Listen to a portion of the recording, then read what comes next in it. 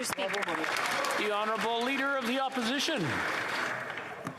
The Minister is right that it would be outrageous for a government minister to know that a foreign agent was granted credentials by this government to carry out threats against an MP's family because of a vote held in this House of Commons. That would be outrageous.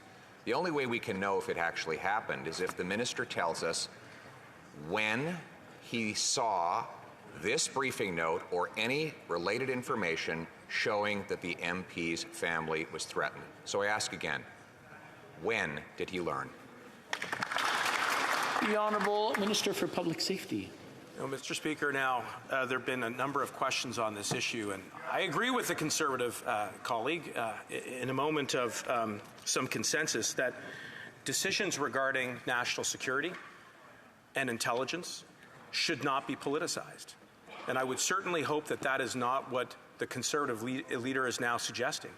And yet it was him, Mr. Speaker, who said a little more than a month ago that when he was the minister responsible for democratic institutions, that he knew about these things and he didn't act because he didn't think that it was in his interest to do so. So let's now unite behind. He's got an opportunity. The Honourable Leader of the Opposition. Mr. Speaker, we do have to put the partisanship aside. It would have been a nonpartisan act. It would have been a nonpartisan act for this government to protect the MP's family, even though he was from another party. It would have been a nonpartisan act to strip away the diplomatic immunity and kick this foreign agent out of our country. But yet, this government didn't do that. So now we need to know the fact. The briefing note was produced in July of 2021 showing these threats occurred. When? When did this minister find out? The Honourable Minister. Well, Mr. Speaker, I'm somewhat encouraged. At least the Conservative leader is now using the right words for a change, in that he's saying it's nonpartisan, which is what the government has been saying now for months on this issue.